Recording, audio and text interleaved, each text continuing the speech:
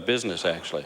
They do an awful lot at these pharmacies for individuals and their clients, but they're concerned about the model and the effect that it's going to have on business. And the last thing that any of these pharmacies want to do is, like I said, they want the best price for the consumer, but they don't want to take away offering any of the services that they offer, Mr. Speaker. And they know what they're doing is important. We know what they're doing is an important aspect of the everyday person. The need is huge.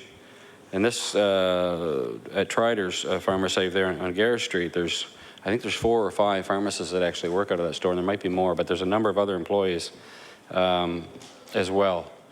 Now, this store does a bit of everything. Like most pharmacies, I think, they sell everything from you know, obviously your prescription medications to the non-prescribed meds over the counter, and from pop and milk and all of those other commodities that people have everyday use for, to newspapers and you name it, and gum.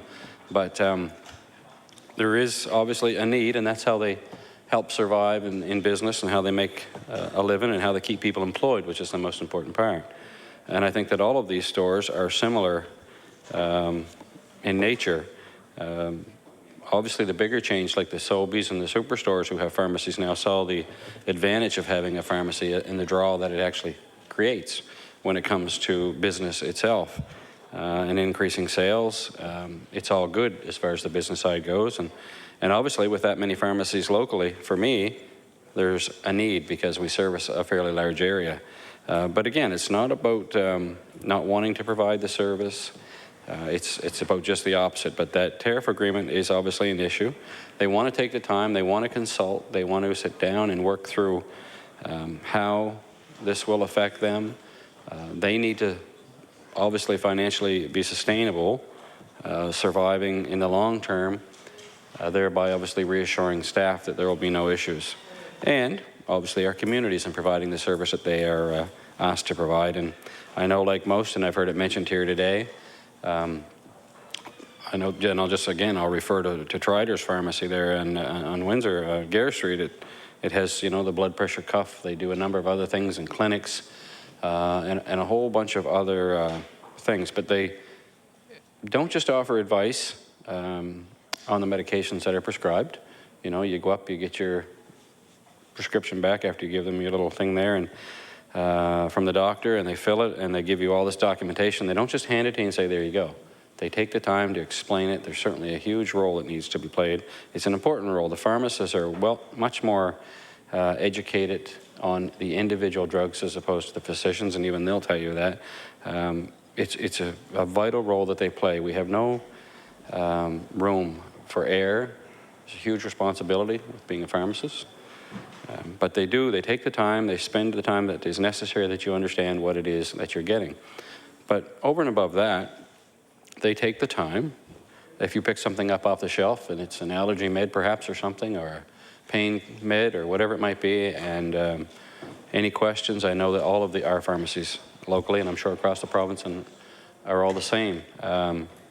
They take the time to explain any of the questions and answers that you may have, side effects, etc.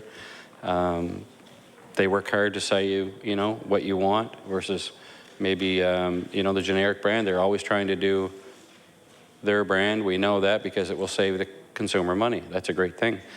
We can't say enough about what it is they do. And you know, as I said, we're talking about the expanded scope of practice.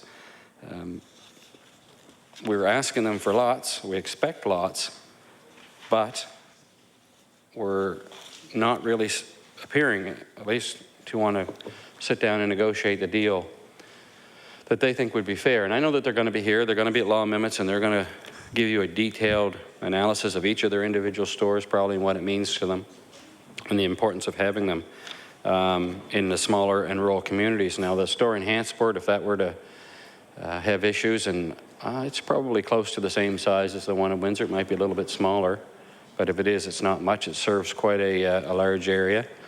To have that have reduced hours of operation or to close, worst case scenario, I can tell you that people would not be happy having their doctor right there in Hantsport. Fortunately, we have her, and writing prescriptions and then, you know, just going next door basically and getting them filled. There's a convenience factor there where they would have to in all likelihood drive to Windsor or to New Minas or Wolfville, one of the other towns, to have them filled. And in this day and age and the way things are, the cost of fuel, there are lots of things there that would not be certainly wanted by the public. But, you know, Mr. Speaker, we have to be concerned about where this may end up. I know that they're concerned. I know that they're writing, all of us. I'm sure that you've got letters as well. I know other members have got a lot of emails. I know that I have. I'm sure we all have, explaining their position. And again, they stress that it's not about the price of drugs. They want fair pricing as well, but they need to be compensated appropriately. And the deal that they have is one that's been in place for, I think, quite a while. I don't know how many years, but quite a while. It works. They'll tell you that it works, but it could always be better. I think that they will agree with that. And it's important that we're sitting down and we're listening, and I hope through law amendments that we take the time to do just that.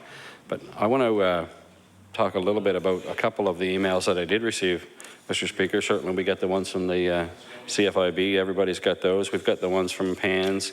But it's important to talk about, you know, our local pharmacies here and what it does mean in rural Nova Scotia, and we all have them. You know, the Triders had wrote me a letter, and I'm not sure who else this went to. Maybe it went to the government and the minister. I'm sure that it probably did. And, you know, they're stating their concern with regards to this bill that's been presented, Bill 17. And I'm just going to read a bit of it here. With very little time in transition to a new business model. Now, what does that mean? Does that mean less pharmacists? Pharmacists are being asked to do more, and now with far less. Perhaps they are or will be. These changes have been introduced unilaterally without including all the pieces of the puzzle. Generic price cuts, drug price cuts, have been announced without any communication on the new tariff agreement, nor remuneration for expanded pharmacy service. Providing information on one component at a time creates great financial uncertainty. And that's the business model that they're concerned about. Obviously, they need to have a long-term plan. They're like any business. You sit down at the beginning of the year and you think about your budget in the years ahead, which of course includes all of your incoming and outgoing revenue and expenses, but also along with that, which is important to all of these business owners, are their staff. The last thing people want to hear about are job losses right now.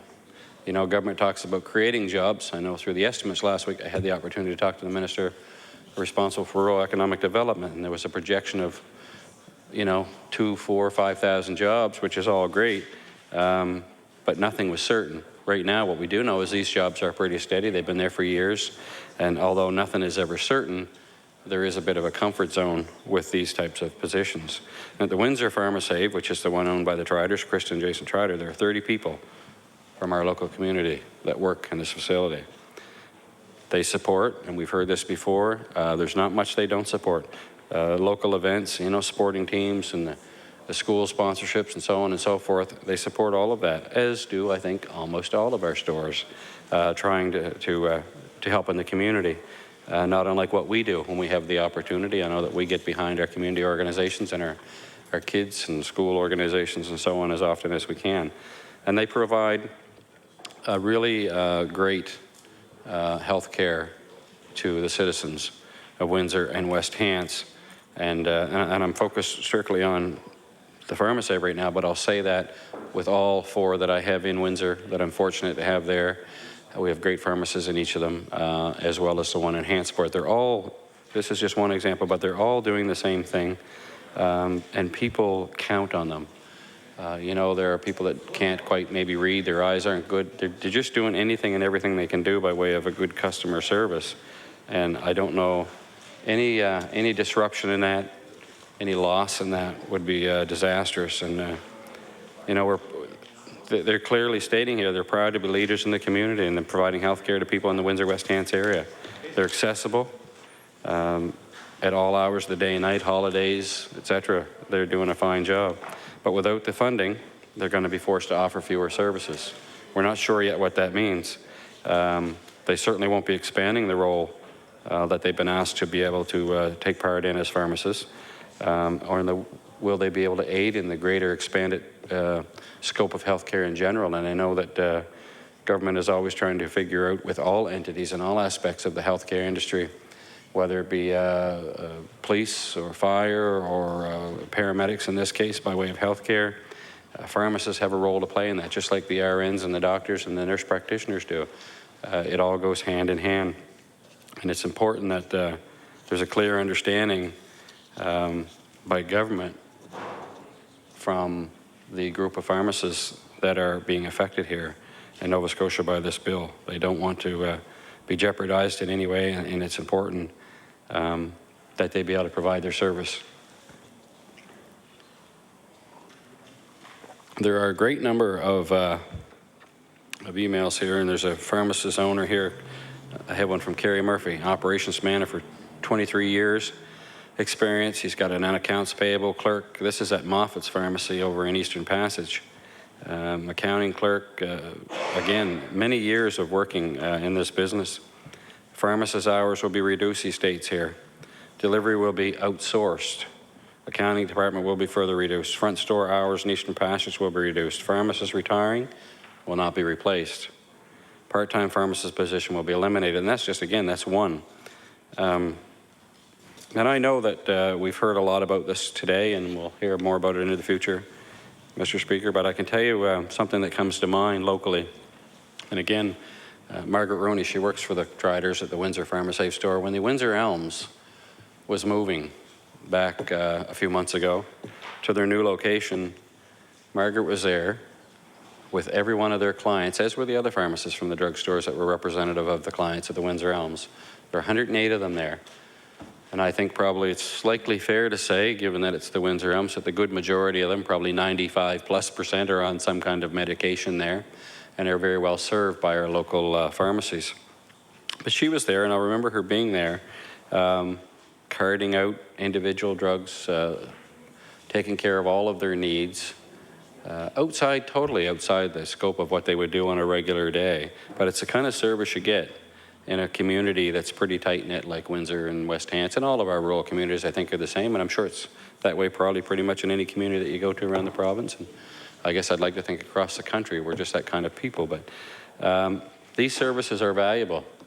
You know, Margaret there for the better part of all day, cleaning up rooms and gathering up medications, making sure they were all organized, which is a huge deal.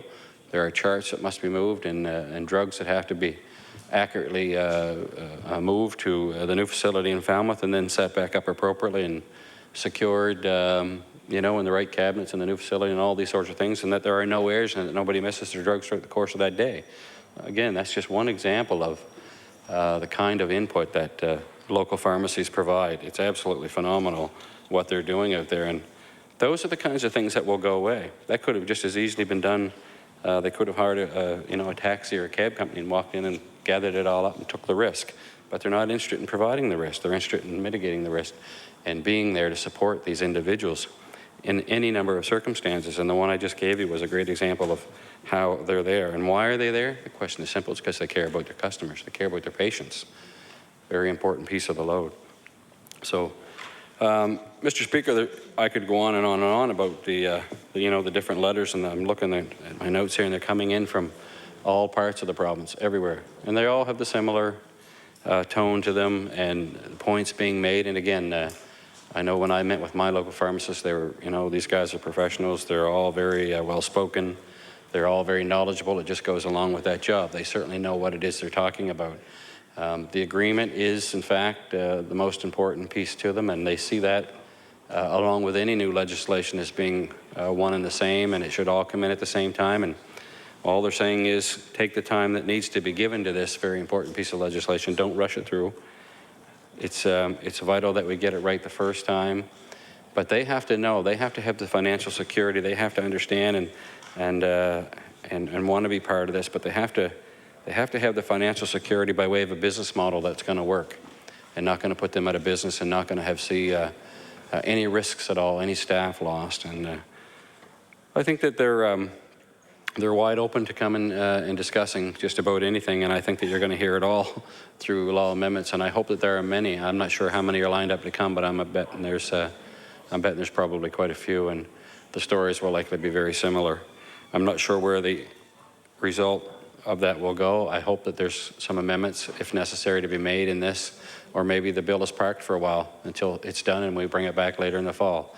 I'm not sure where it will end up, but I know that we want it to take the time that it needs, be given the important time that it needs, Mr. Speaker, and not rush in any way. There's no reason to rush it.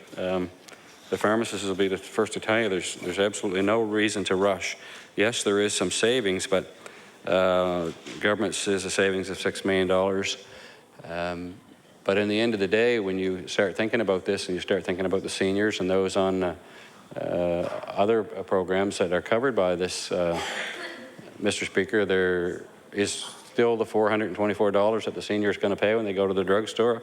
It may just take a little longer to do so, and the co-pays are just going to take a little longer to reach your levels, but you're still paying that. Now, I understand, Mr. Speaker, that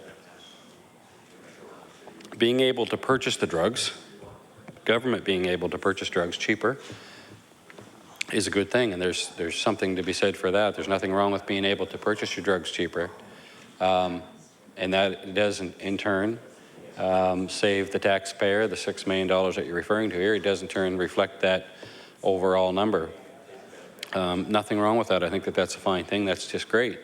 Anytime you can get a better deal on buying your drugs, I think that the cost of drugs is absolutely phenomenal, what we pay. You know, I understand that, you know, the patterns and the abilities that these drugs create, you know, the clot-busting drugs, and they're just miracle drugs or whatever you want to call them, and cancer drugs, the price of these, I'm not sure how you price a drug. I've never looked that deep into it, but sometimes I scratch my head when I see the price of a prescription and it's a very small amount and you're looking at a couple of $100s. People cannot afford to pay that, so there's a lot of value in going down the road of saving taxpayers and clients and customers money when it comes to their drugs. I support that 100%. I support drug companies being able to provide drugs at a much better cost as well. Nothing wrong with that. I'm not sure how we get there, but I'm sure it's all part of this agreement somehow, whether it be newly developed drugs or the generics. And I know that there's a whole science to how they make it into generics and the patterns, and over a period of years, it's all, if you don't understand it fully, it can be convoluted, complicated, whatever word you want to make it, type of thing. But again, I want to stress that the pharmacists and all of us, I believe that, you know, great value in a better price for your drugs. There's no real savings at the gate, though, when you're purchasing. You know, you're still getting charged that copay, or you're still getting up to the $424 or $482 or whatever it is the seniors are paying, and it's just going to take a little longer to get there. That doesn't really ease the burden on the front end of that.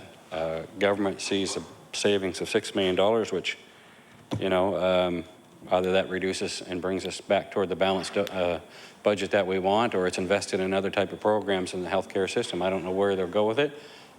There's value in that. There's no question about it.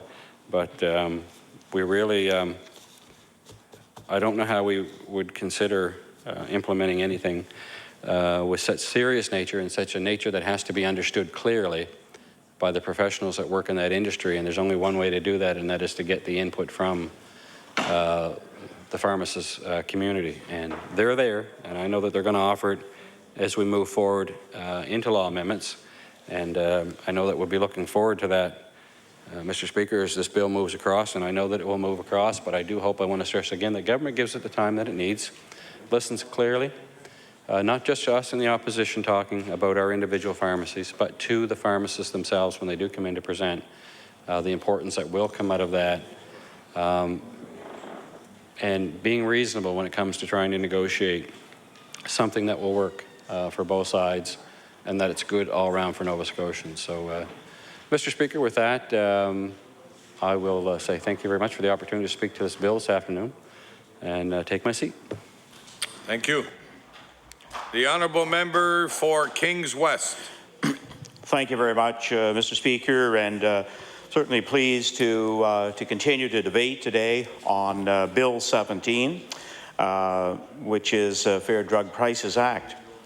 Well, you know, from the outset, I do need to say and make one point, you know, very, very strongly, and that is we do not disagree with the spirit of this legislation. In fact, if we take a look at the history of what government has been paying for generic drugs over a considerable period of time, no one would disagree with the fact that we have been paying perhaps excessively. We in the Liberal caucus believe that we have been paying too much. Then for some time, pharmacists as well at the end of the day bear the direct brunt of this bill.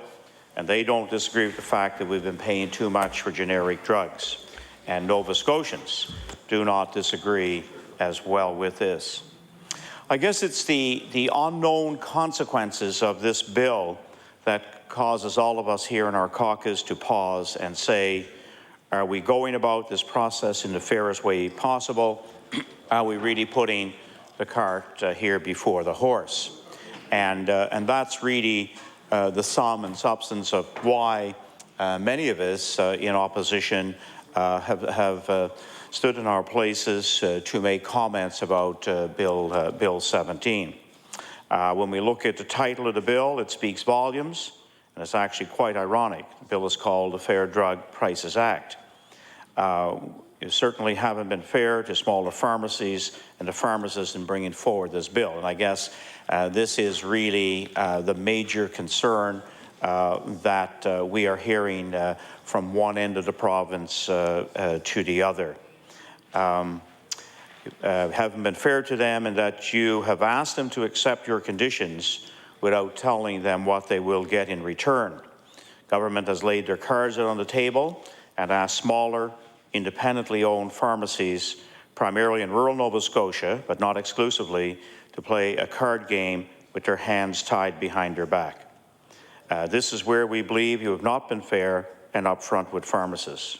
And we cannot blame pharmacists across the province of being suspicious.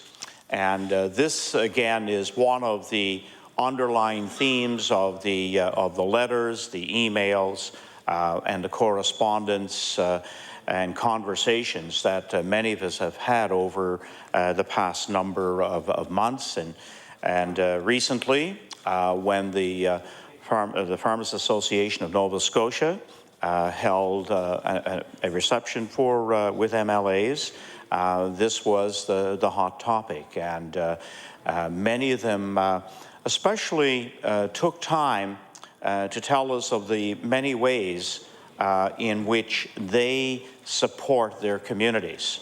And I'm very familiar with the three pharmacies in my riding.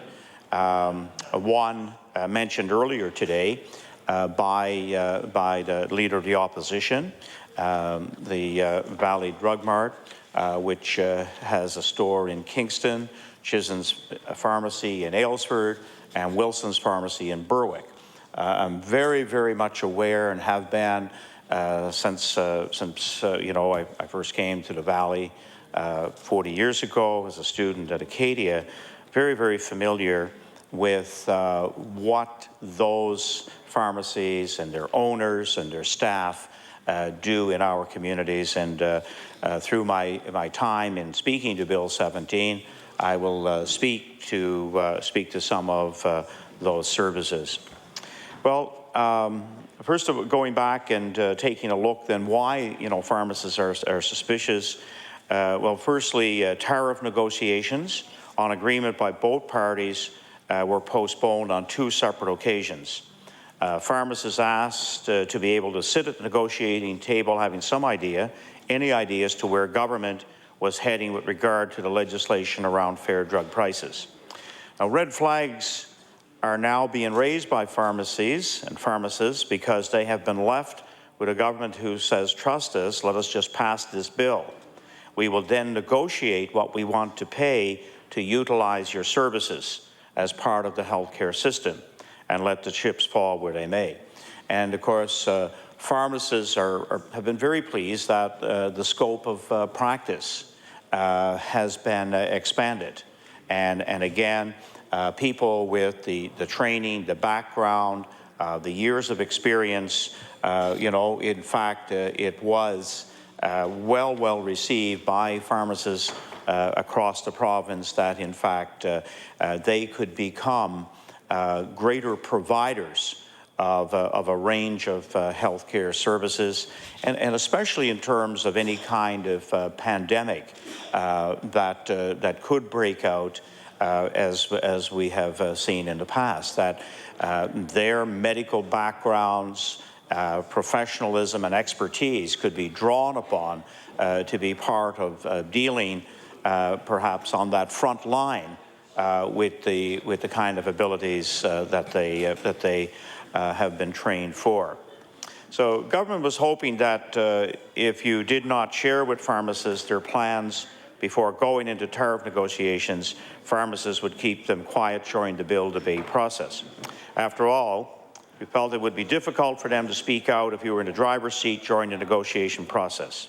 People of Nova Scotia deserve better than that. Smaller, independent-owned pharmacies deserve better than that.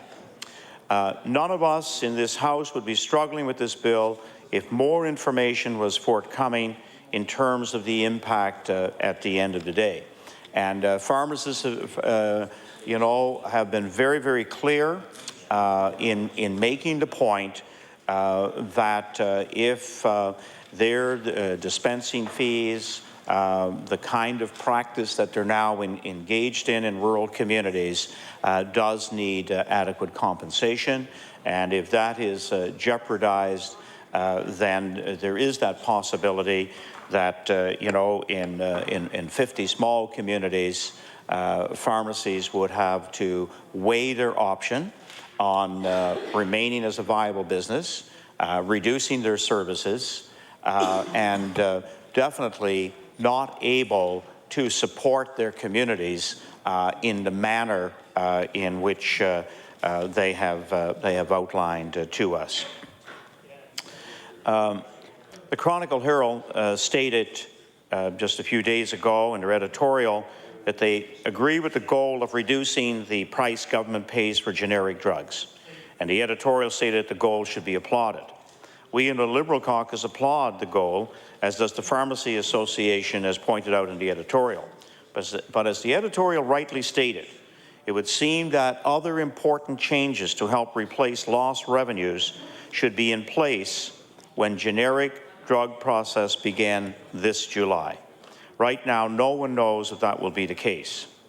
Other jurisdictions have addressed this issue, laying all of their cards on the table. They claim savings and at the same time reinvested these savings in the same announcement in stabilizing rural, independently owned pharmacies, investing and expanding the scope of practice, and investing in new drug approvals. With this government, we are left with the dilemma as to whether there is a commitment to ensure pharmacies are treated fairly and people truly benefit. Through limited savings, through new drug approvals, or the ability to utilize different services performed by pharmacists, all at their local pharmacy. So far, the only thing government has talked about savings to government as a result of passing this bill. They have failed to tell us, they have failed to tell pharmacists, and most importantly, they have failed to tell Nova Scotians what they will do with these savings. Are savings going to be reinvested in new drugs to be added to the senior and family pharmacare formularies? Are savings going to be used to reduce premiums and co-pays in the senior pharmacare program?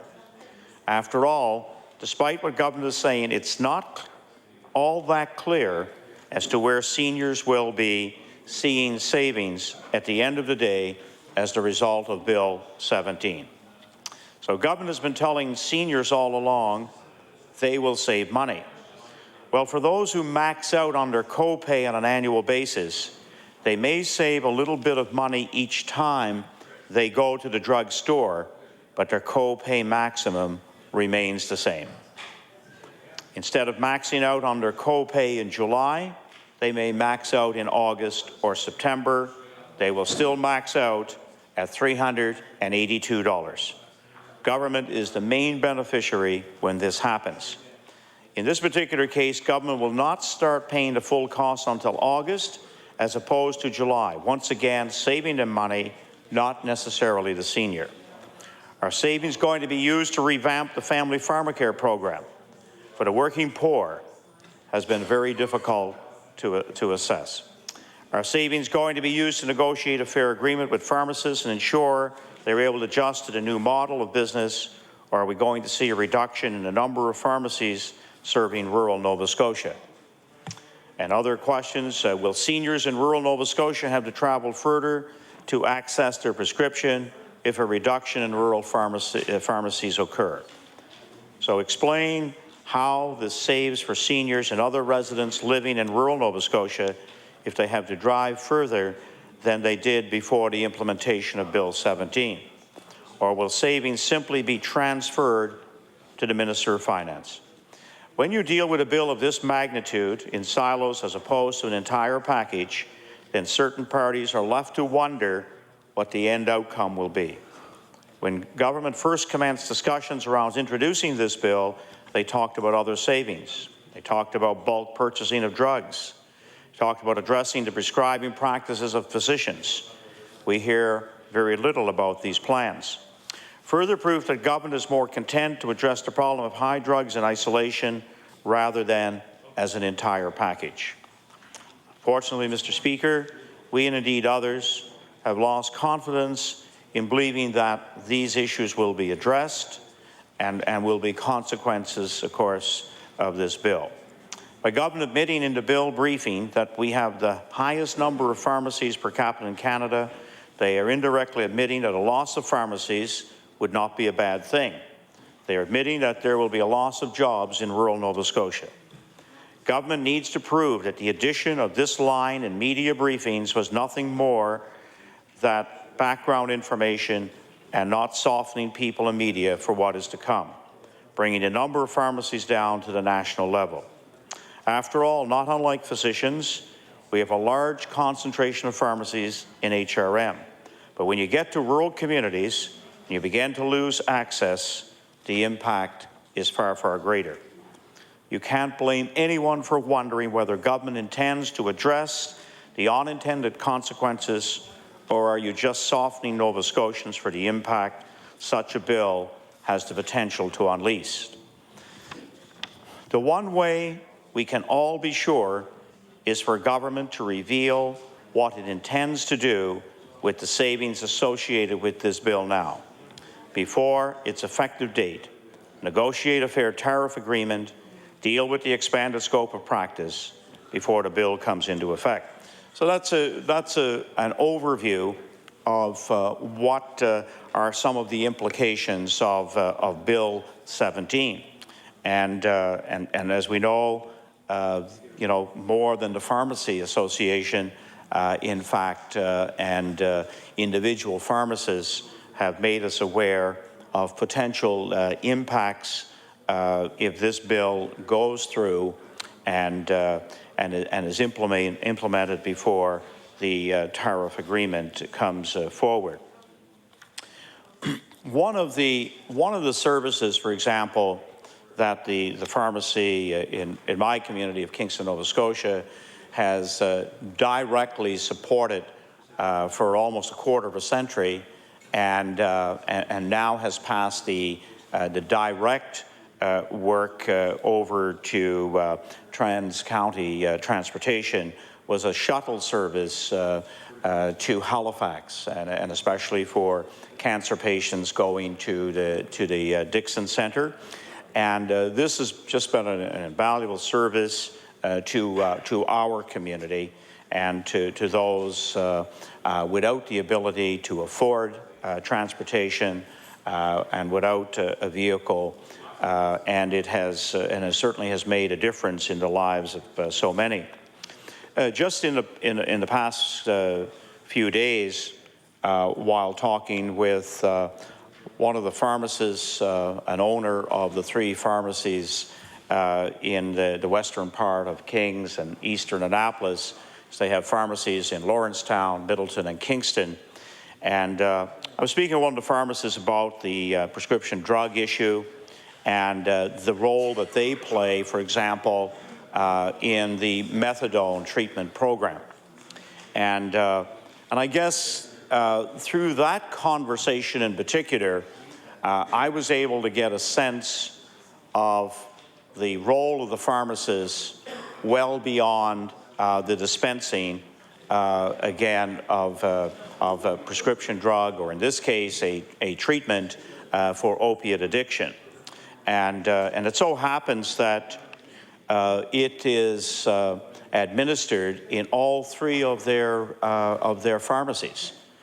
Even though Lawrencetown is a very small community, they do serve clients there, as well as a considerable number in Middleton and Kingston. And one of the practices that they have adhered to, even with some clients that have been coming for some time, is that they provide no carries from their pharmacies. They, in fact, highly regulate, highly monitor the administering of methadone, and witness every single day, 7 days a week, this particular treatment. They also, with those clients, have gone to their home when they've been ill, so that again, they don't go through the withdrawal and the challenges associated with it.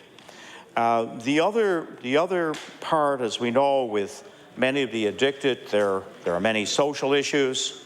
There are many other problems that they have in their lives, and the pharmacists of these three particular pharmacies, they spend a lot of time with these clients, helping them to sort out some of their other life issues. And so in my community, the value of the pharmacists, and very often these are people that work 10, 12-hour days, goes well beyond just dispensing, medications. They are very involved with the lives of many of the people who come to their pharmacies, especially those on a methadone program who come every day, 7 days a week, 365 days a year.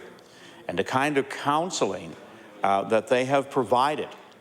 And they brought to me several letters of testimony, and letters, I think, that have also been passed on to Dr. Gould because of the issue that we are currently dealing with. But they are actually providing a service that other providers, what counselors and what others are should be doing on a continuous, regular basis. We seem to have a gap in that kind of service provision, and pharmacies have taken on that role.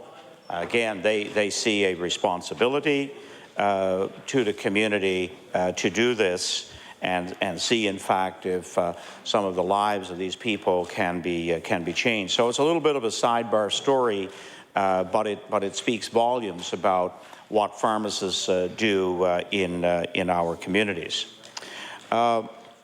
One of the letters that I had, and I wanted to read some parts into the record, and I can also table this.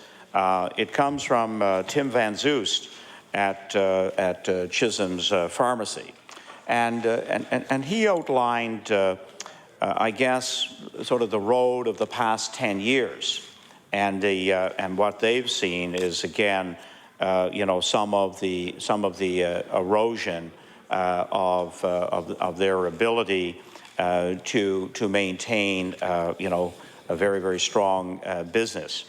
And he's, of course, the proposed legislation changes to the pricing of generic pharmaceuticals can unknowingly cause significant financial distress in the sustainability of our pharmacy in the community of Aylesford. And it's been a pharmacy there for 79 years. So he's very, very concerned that in a small community, again, if this Bill 17 unfolds with some unintended consequences, we would like to think that they have served the community well, by providing readily available pharmaceutical and healthcare services within our present defined scope of practice.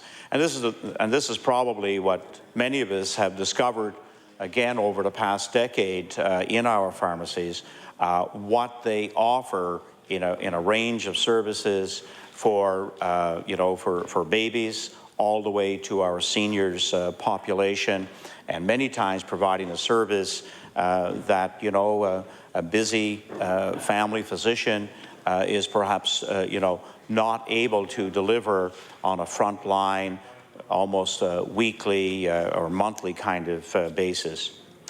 The new legislation, if implemented in its present form, without a negotiated offsetting fee and compensation schedule, including fees for our new scope of practice workload, may very well financially destabilize our business and its ability to operate with its present set of services.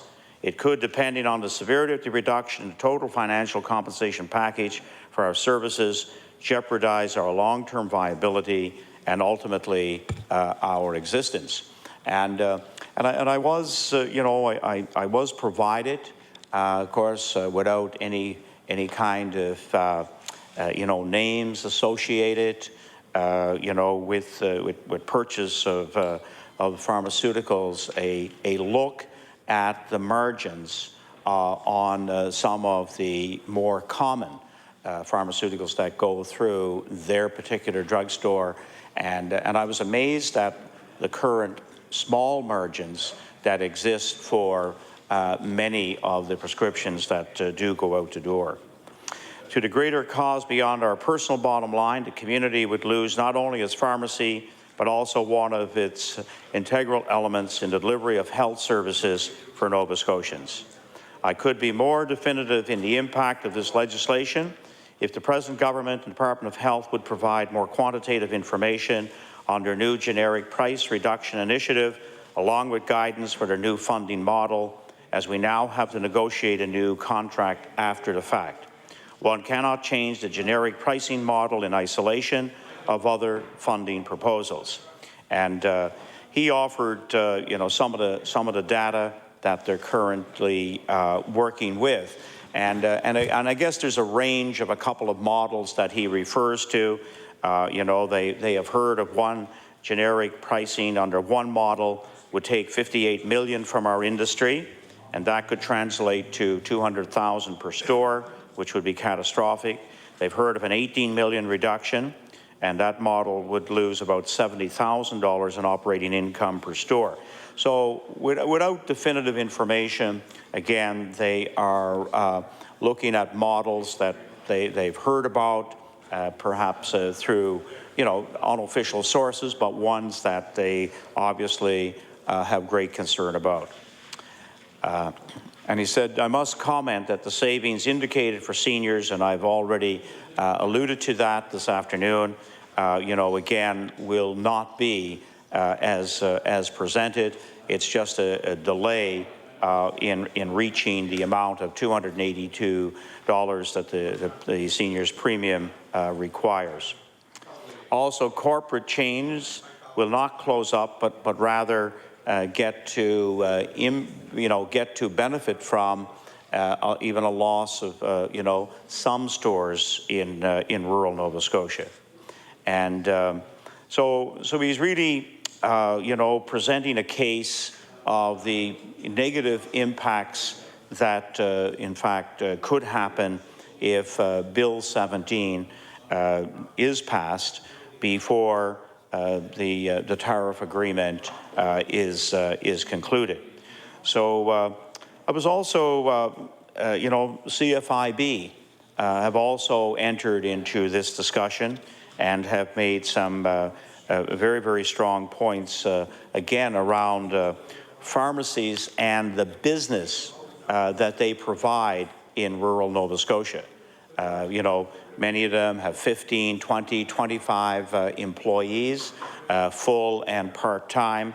And again, if any one of these are lost in our small rural communities, it has a very significant business and employment impact. So in conclusion, Mr. Speaker, you know, I guess as I look at this bill, and if it does have impacts on losing pharmacies, it would be our seniors that I would have the greatest concern for.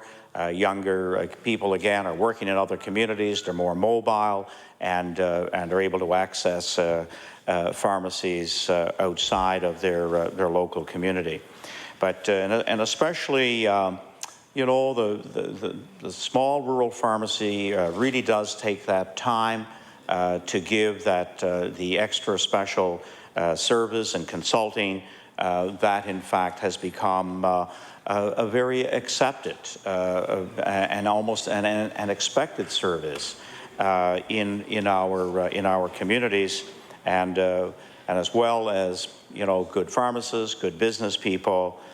They've offered a counseling and human service that is highly regarded. So it is indeed, as we know, again, the number of doctors in rural Nova Scotia, you know, have diminished. Many are without a family doctor, and the pharmacist, in fact, has become, you know, that professional medical person that now many people have a, you know, a great deal of confidence in, a strong professional relationship to give them good medical advice when they need it. So the Liberal Caucus, the CFIB, the Pharmacy Association of Nova Scotian Pharmacists are really all on the same page. They agree that absolutely government needs to get a handle on generic drugs. They just need to do so, like other jurisdictions in this country have done, with a tariff agreement is negotiated that reflects the realities. And it is still our hope, and perhaps through law amendments, we will be able to get this desired goal for pharmacists and for all Nova Scotians. Thank you, Mr. Speaker. Thank you. I would now recognize the honourable member for Victoria the Lakes. Thank you very much, Mr. Speaker. I'm pleased to rise my place this afternoon to speak briefly on Bill 17. Mr. Speaker, we all know that Nova Scotians are paying too much for prescription drugs, and any measure that might come forward to lessen the burden on Nova Scotians is a good thing. Mr. Speaker, there's no doubt that this bill will mean savings to the pharmacare program, but unfortunately, it doesn't save money for the people that are taking those drugs. They'll still continue to pay the same premium and the same copay, albeit at a lower base price. We know that many seniors reach the maximum copay of $382 a year, and this legislation will not change that. Mr. Speaker, there's little doubt that this bill will have negative effect on many pharmacists, and especially the rural pharmacies within our area. Pharmacists are trusted and valued healthcare professionals, often the most accessible health professionals in the community. But because of this legislation, Mr. Speaker, many small rural pharmacies may not be able to offer services. Pharmacists will have to choose between the hardship of depriving their neighbours, clients, and other community members of needed services, and the financial hardship of providing these services at a loss. Because, Mr. Speaker, in many small rural areas, pharmacists are active community volunteers and financial contributors. Our caucus has already heard that several pharmacists will no longer be able to sponsor local children's sports teams or support local charity events because of Bill 17. Mr. Speaker, this legislation represents substantial changes to their business model in a relatively short period of time, and certainly a lot shorter time than they were expecting. Small rural pharmacies, Mr. Speaker, are facing a very uncertain future. Just this past Saturday, Mr. Speaker, I had the opportunity to speak to Graham McKenzie, the owner of Stone's Pharmacy in Bedeck. And Graham told me that when you walk in the store, it's been completely renovated. He said, had he known that this bill would be coming forward as it is presented, he probably wouldn't have put out that money to do the renovations. And I think when you have to look at the hardships that are going to be placed on our citizens, especially in the outlying rural areas of our province, and I know especially in Victoria the Lakes. Victoria the Lakes does have 2 pharmacies, one in Bedeck and one in Neils Harbour. And I think it's important to note, Mr. Speaker, that if either or both of those drugstores were to close, and I'm going to use Neils Harbour as a prime example. First of all, you would have to travel. The nearest drugstore for somebody in Neils Harbour or Bedeck to get their drugs would have to be North Sydney or Port Hawkesbury. So you can see the vital role that these pharmacies play. Can you imagine leaving Neils Harbour to drive to, can we say, Shoppers Drug Mart in North Sydney, driving for 2 hours to pick up your prescription and driving 2 hours home? I think you certainly have to take that into consideration. Mr. Speaker, I mentioned Graham's expansion, and we were made aware of other pharmacies throughout the province that had expansion on the mind, but are holding off until they see what's going to be happening with this bill. Last year, Mr. Speaker, the government introduced amendments to the Pharmacy Act that allowed pharmacists to expand their scope of practice and provide practical medical health services quickly and efficiently to the people who depend on them. And we're happy to support that measure, Mr. Speaker, but we didn't expect the pharmacists to perform the services for free. And Mr. Speaker, the existing tariff agreement between Nova Scotia pharmacists and the government expires on June 30th, 2 short months away. Unfortunately, Mr. Speaker, there's no agreement yet in place, and pharmacists are unable to make long-term plans. So, Mr. Speaker, obviously, these measures are going to destabilize small pharmacies. And it is the consensus within our caucus that this piecemeal approach was the wrong way to go. Government should have presented a comprehensive package that let pharmacists predict where their businesses might be in 12 months' time or 18 months' time.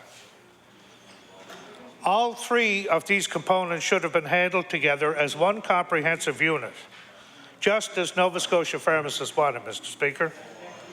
And I understand that the Pharmacy Association has already contacted the Minister about their concerns, and at law amendments, I'm sure we'll have the opportunity to hear them speak for themselves. But, Mr. Speaker, I will say that several members of our caucus have heard from pharmacists who are very worried about their business, and I just referred to 2 in my constituency. Mr. Speaker, our primary concern is the needs of Nova Scotians. So when they hear that rural pharmacies fear their businesses might close or be no longer viable, we worry that this legislation will deprive those citizens of valued service. I already mentioned that we worry about the great distances that many of our constituents will have to travel to get the medicine they need, or that they won't benefit from the advice that their pharmacists can give them on some of their everyday needs. We're worried, Mr. Speaker, that this bill will mean that important and valuable service will no longer be financially viable for pharmacists. Mr. Speaker, pharmacists are telling us what the impact will be. Fewer pharmacists, fewer services, shorter hours, and in some cases, closed pharmacies. Our caucus, Mr. Speaker, would like the government to slow down, take a step back, and consider the real impact of Bill 17 and the impact it will have on Nova Scotians and on the pharmacies that serve those Nova Scotians. So with that, Mr. Speaker, we look forward to hearing the presentations at law amendments. Thank you.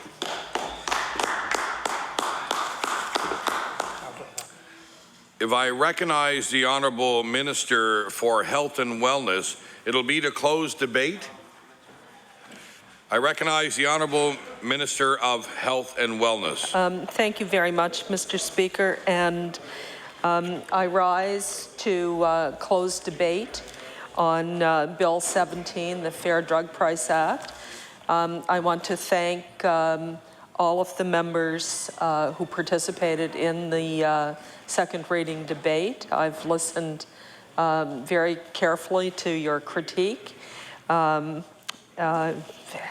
some very constructive suggestions, some not so constructive, and I will certainly take those under advisement, and I look forward to hearing from people at the Law Amendments Committee. Thank you, Mr. Speaker. The question is for second reading of Bill 17, Fair Drug Pricing Act. Is the House ready for the question? All those in favour say aye. Aye. Those opposed say nay. Carried. Bill number 17, an act respecting an insured prescription drug plan, including fair drug pricing. Order that this bill be referred to the Committee on Law Amendments. I will now recognize the Deputy Government House Leader. Thank you, Mr. Speaker. Mr. Speaker, calling bills for second reading, Bill number 21, the Public Archives Act. Thank you. I will now recognize the Honourable Minister of Communities, Culture and Heritage. Thank you, Mr. Speaker. I move that Bill number 21, an act to amend Chapter 24 of the Acts of 1998, the Public Archives Act, be now read a second time. Mr. Speaker, the Public Archives of Nova Scotia plays an important role in preserving Nova Scotia's documentary heritage. The public documents in its care tell the story of how our province has developed into a rich and a diverse culture.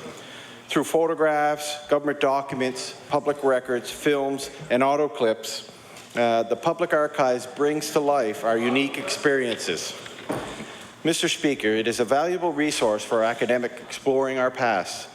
The patient work of our archivists ensure the important pieces of Nova Scotia history continue to benefit our understanding and of who we are and where we come from and where we're going. Mr. Speaker, the Public Archives helps Nova Scotians uncover pieces of their family histories.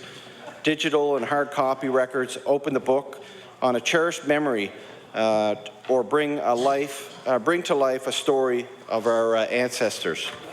Mr. Speaker, with resources such as Roots to Your Roots, supported by the work of the Public Archives, a past family connection can be the jumping-off point for visitors to enjoy the adventure of a trip to Nova Scotia.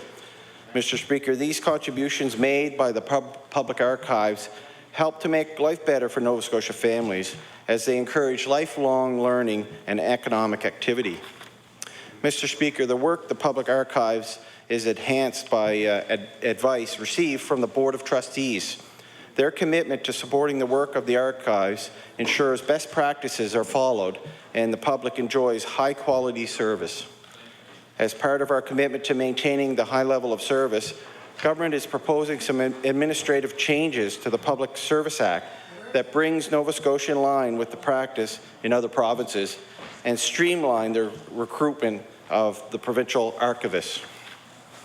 Mr. Speaker, after consultation with the Chief Justice of Nova Scotia, we are introducing a change to the Act that will no longer require the Chief Justice to sit as a member and serve as chair of the Board of Trustees of the Public Archives. Nova Scotia is the only jurisdiction in the country to have this requirement. Given that the role of the Board of the Trustees is advisory, we agree with the Chief Justice that this requirement is not necessary. Mr. Speaker, the amendment to the Act being introduced today would have the board chair selected from among the members of the board and appointed by order in council. This change will reflect the best practice in archives administration from across the country and ensure the Board of Trustees continue to provide effective guidance to the Public Archives of Nova Scotia. Government is also acting to streamline the recruitment of senior staff members at the Public Archives. With the amendment to the Act being introduced today, the position of provincial archivist would become a civil servant. That means recruitment for the position would be done according to the requirement of the Civil Service Act. It will no longer require an order in council. Mr. Speaker, we are also introducing several amendments to the Public Archives Act that will correct the reference made to officials and fix the reference to the department responsible for public archives here in the province. Mr. Speaker, these changes to the Act are administrative. They ensure that public archives will continue to play a leading role in preserving access to our documentary heritage, and that we are following best practices for archives administration as the rest of the country has also done, Mr. Speaker. Nova Scotia will continue to enjoy a high level of service from the public archives as we move forward, Mr. Speaker. So with those few words, I'll take my place, Mr. Speaker. The honourable member for Digby Annapolis. Thank you. Thank you, Mr. Speaker. I'm very pleased to stand and speak on Bill 21, the Public Archives Act. I fully agree with the minister. And anyway, Mr. Speaker, Nova Scotia has a rich history, and preserving it is a smart thing to do and a great thing for this entire province. Because every year, Public Archives assist thousands of researchers and general interest visitors in finding out more about themselves, their families, their communities in this entire province. So this is a good bill and a sensible move forward by this province, and we appreciate it, and we believe it's going to be great for the province. So modernizing the workings of the government is something that we believe in, and that all Nova Scotians should believe in. So with that, Mr. Speaker, we offer our full support to this bill, and thank the minister for bringing this forward, and we look forward to it to going to law amendments. With that, I'll take my seat. Thank you, Mr. Speaker. The honourable member for Victoria the Lakes. Thank you very much, Mr. Speaker. I too am pleased to rise to speak to Bill 21, and our caucus does as well, Mr. Speaker, support this legislation. We agree that it does make sense that the rules and regulations under which our archives operate should be the same as those across our country. And Mr. Speaker, in today's world, the Chief Justice from Nova Scotia, I think, has enough to do without making sure that he's a member of the chair of the committee. The only thing we do have a concern, Mr. Speaker, although it makes sense that the public archivist be a civil servant, we're wondering if this will be taken from the existing civil service pool or whether it'll be the hiring of another civil servant. And again, that is a concern that we have, Mr. Speaker. We'd like to take note of the vital role the provincial archives play in preserving their history and enabling storytellers to keep that history alive and relevant.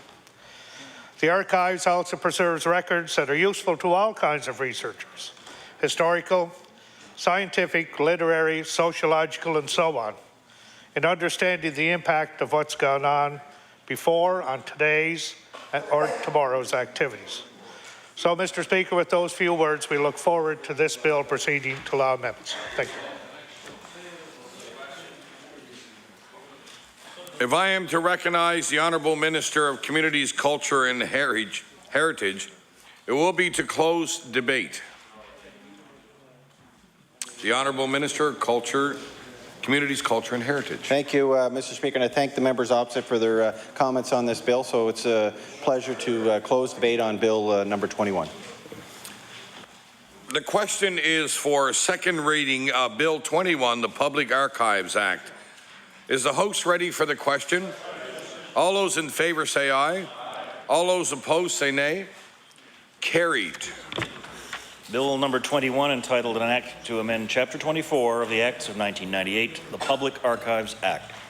Ordered that this bill be referred to the Committee on Law Amendments. I will now recognize the Acting Deputy Government House Leader.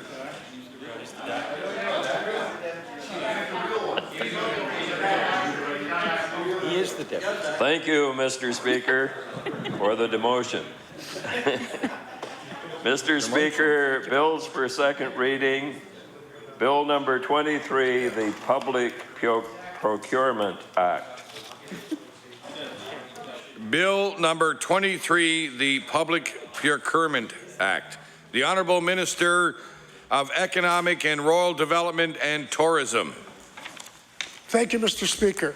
Mr. Speaker, I move that Bill 23, also known as the Public Procurement Act, now be read a second time.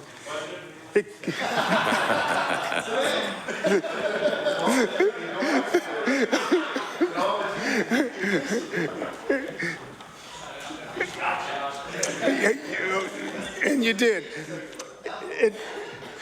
Mr. Speaker, it gives me great pleasure to rise in this assembly to speak with you about the Provincial Government Procurement Initiative. This initiative is part of Jobs Here, the plan to grow our economy. We estimate that Nova Scotia's public sector procured more than $2 billion last year. It's our job to ensure this money is being spent wisely. To do this, we need all public sector entities working together efficiently. We need common guidelines and best practices in order to get the most of each procurement dollar that we spend. Mr. Speaker, the new act will replace the Government Purchases Act, which no longer fits the government procurement objectives. The act will enable the development of a new procurement governance structure, including a chief procurement officer for the province. A procurement advisory group will be struck and will provide advice and recommendations to the chief procurement officer in areas such as identifying efficiencies and cost savings, finding strategies for minimizing risk, standardization, public sector entities, policies and their practices, identifying strategic opportunities, and, Mr. Speaker, ensuring local vendors have a chance to participate fairly in the procurement process. The procurement work each public entity does is invaluable, Mr. Speaker.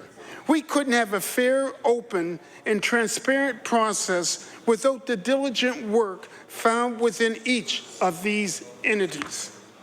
The new initiative enables each entity to continue to operate and be responsible for their individual procurement.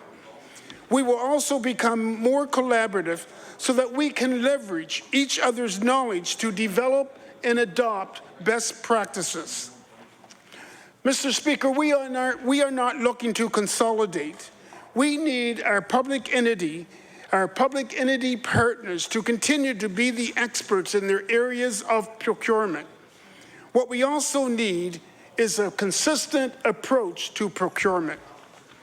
Having greater consistency will encourage innovative ideas and solutions, and it will assist government in achieving some of the goals that are outlined in Jobs Here. These goals are sustainable and efficient procurement, developing competitive and innovative companies, and preparing suppliers for global markets. A priority of Jobs Here, the plan to grow our economy, is helping Nova Scotia businesses be more competitive globally. Mr. Speaker, through this initiative, there will be more opportunities for local businesses to develop the skills necessary to apply to the public sector procurement. The current supplier development program will be enhanced to encourage more local businesses to participate in tendering opportunities. This experience will better prepare these businesses to also compete globally. Core government departments and offices procures about 80% from home. This money goes right back to our local economy. The new act outlines a Nova Scotia preference for goods manufactured or produced right here in Nova Scotia. While respecting trade agreement obligations, we can find ways to support local manufacturers and producers.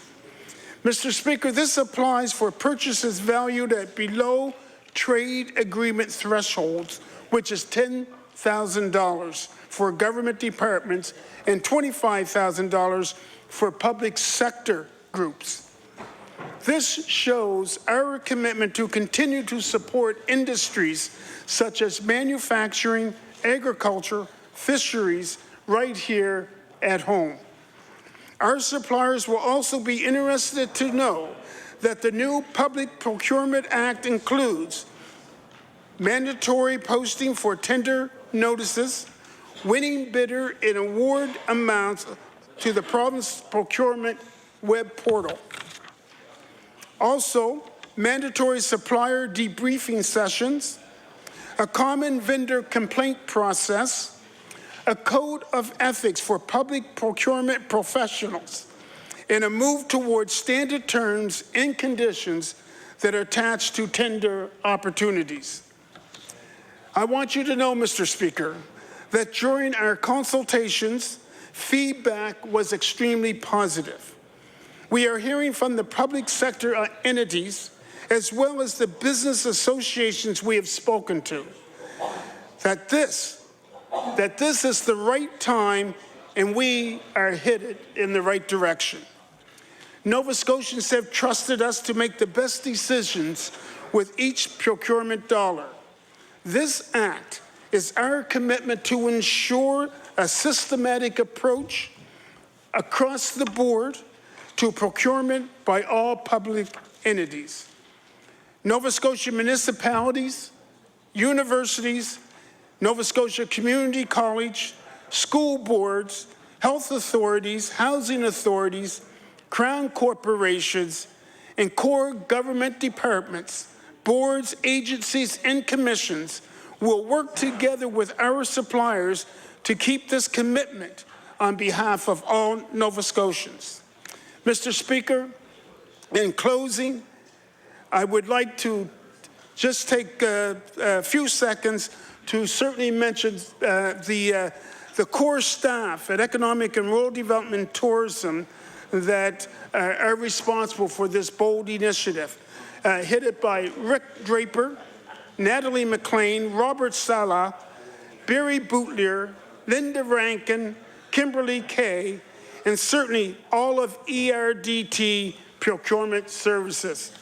With that, Mr. Speaker, I will take my place. The honourable member for Dartmouth East. Thank you.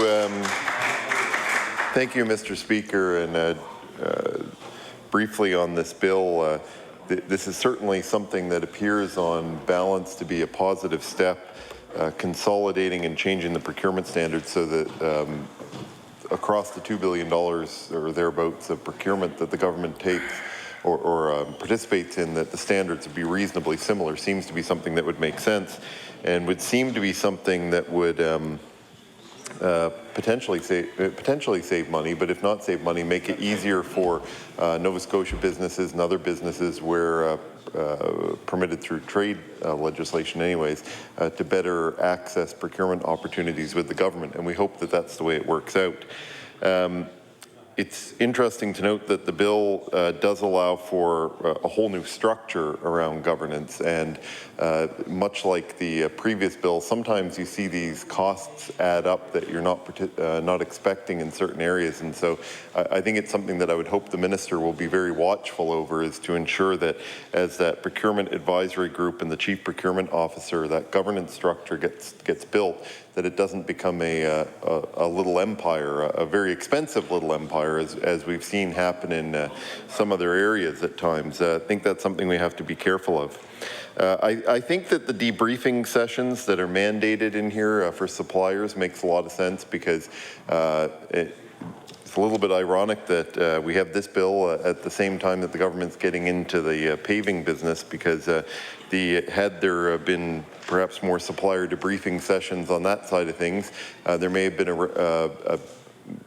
other options for the government to look at on that issue as well.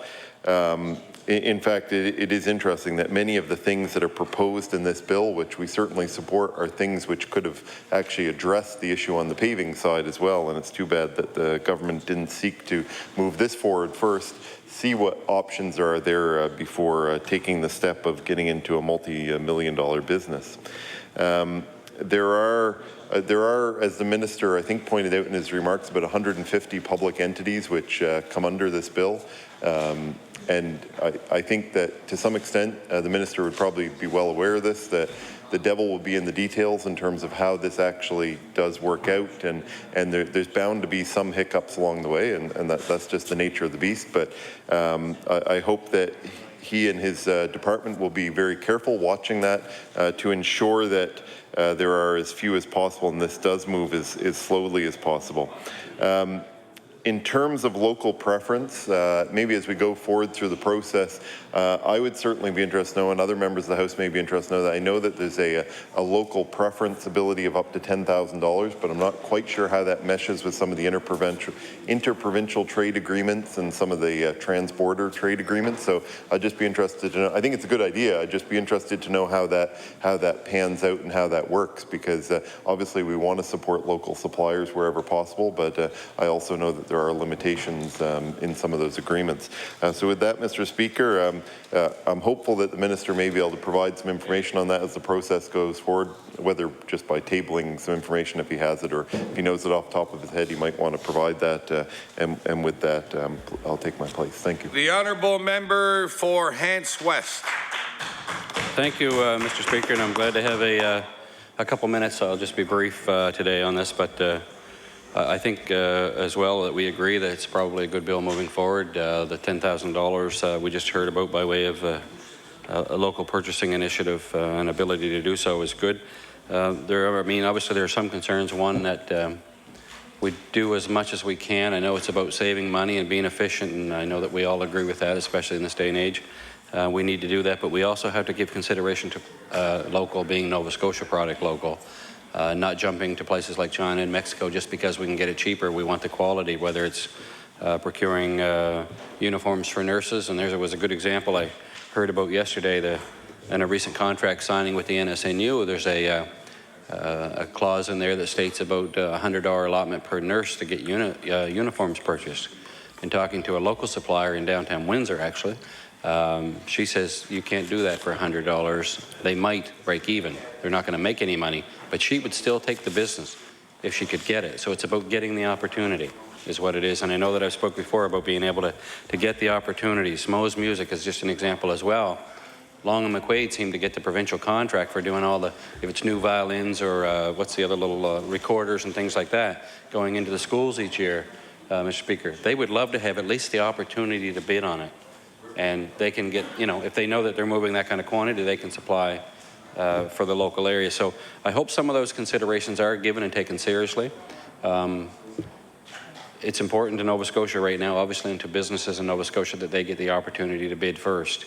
And I know that they want to be competitive, they want to be reasonable in every aspect of that they can. Again, whether it's supplying uniforms or it's supplying whatever, I don't know. You name the product and there's plenty of them, but I look forward to hearing more on this and to see how it does make out law amendments. I don't know if anybody will be in to speak to it or not, but look forward to seeing more details and how that will all, policy and regulations around that will come out. So again, I said I would be brief, Mr. Speaker, and I have been, and with that I say thank you and I'll take my seat. If I am to recognize the Minister of Economic and Rural Development and Tourism, it will be to close debate. The Honourable Minister of Economic and Rural Development and Tourism. Thank you, Mr. Speaker. I am pleased to rise in my place to close debate on Bill 23. The question is for second reading of Bill 23, Public Procurement Act. Is the House ready for the question? All those in favour say aye. All those opposed say nay. Carried. Bill number 23, entitled An Act Respecting Public Procurement in Nova Scotia. Order that this bill be referred to the Committee on Law Amendments. I will now recognize the Deputy Government House Leader.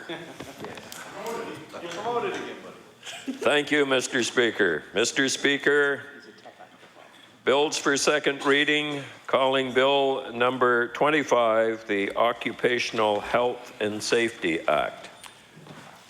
Bill number 25, the Occupational Health and Safety Act. I will now recognize the Minister of Labour and Advanced Education. Thank you, Mr. Speaker. I rise today to move second reading of Bill 25, an act to amend the Occupational Health and Safety Act. As the Minister responsible for the Labour portfolio, there's likely nothing more important to me than making our workplaces safer and healthier. This is especially true as we recently recognized the International Day of Mourning on April 28th, when we remembered men and women who did not come home from work. Every Nova Scotian should expect to return from work each day safe and sound. And sadly, that was not the case for 32 workers in 2009, for 23 workers in 2010, and for 7 workers to date this year. I know I speak for everyone in this place when I say that we mourn their loss and the impact of their passing for their families, friends, colleagues, and community. Through a mix of education and enforcement efforts, our government is taking action that is intended to make Nova Scotia's workplaces safer and healthier. This is not something that government can do on its own, although I do want to thank our 39 health and safety officers and occupational hygienists for all that they do to promote healthy, safe workplaces. It is those inspectors who show up at offices, factories, and other workplaces across the province, checking in to see that our occupational health and safety laws and regulations are being followed. Our inspectors are also on scene when something goes awfully wrong and someone is injured, maimed, or dies on the job. Those calls reinforce our inspectors' understanding of the importance of the work they do and the impact they have on workplaces. I also want to thank our workplace safety and insurance system partners, including the Workers' Compensation Board, the Workers' Advisory Program, and the Workers' Compensation Appeal Tribunal. Human Resources and Skills Development Canada is also an important partner in this endeavour. As well, we depend on employers and employees across the province to work together to make their workplaces safe. Under the internal responsibility system, government, employers, and workers alike share the responsibility of reducing the number of illnesses, injuries, and deaths that occur in our workplaces every year. And we have some good news. The numbers are moving in the right direction. According to the Workers' Compensation Board's 2010 annual report, tabled on April 15th, the number of serious injuries in Nova Scotia workplaces is at its lowest level in 15 years. The number of new lost time injuries reported to the WCB has dropped below 7,000 for the first time in 15 years. For every 1,000 workers in the province, there are 2.13 lost time injuries per 100 workers reported. This is down 3.0 just a few years ago, almost a 30% improvement. For the second year in a row, 95% of workers who were away from work after an injury came back at their full pre-injury earnings. It is always best when an injured worker can be back on the job, earning a living, putting a roof over his or her head, and food on their table. In some instances, a return to work is not possible. There were 23 workplace deaths in 2010, down from 32 in 2009. Today, halfway through the 4th month of the year, as I noted earlier, there have been 7 deaths in Nova Scotia workplaces. 3 were the result of heart attacks. 2 died from occupation-related illnesses, One fell and broke his hip and later died in hospital, and one worker was hit while loading metal pipe. Some deaths occurred in federal workplaces, some in federally regulated workplaces. The bottom line is that they happened in a Nova Scotia workplace, and that's why they are important to me, my department, and my government. While we are making inroads and the numbers are decreasing, any work-related injury, illness, or death in the workplace is one too many. If you think about it, working safely is very similar to driving safely. In both cases, government uses a mix of education and enforcement to change unsafe behaviors. Over the years, there have been a number of safety campaigns to get people to stop drinking and driving, to drive slower and less aggressively, to be more mindful of crosswalks and school zones, and they have met with success. Similarly, the WCB has developed award-winning public awareness campaigns to make workplaces safer. Many of us will likely remember, Mr. Speaker, the ads of the bucket in the hallway, the overused ladder, and the protruding nail. Over the years, WCB has used some rather attention-grabbing ads to drive home the impact of workplace injuries, to make us sit up and take notice.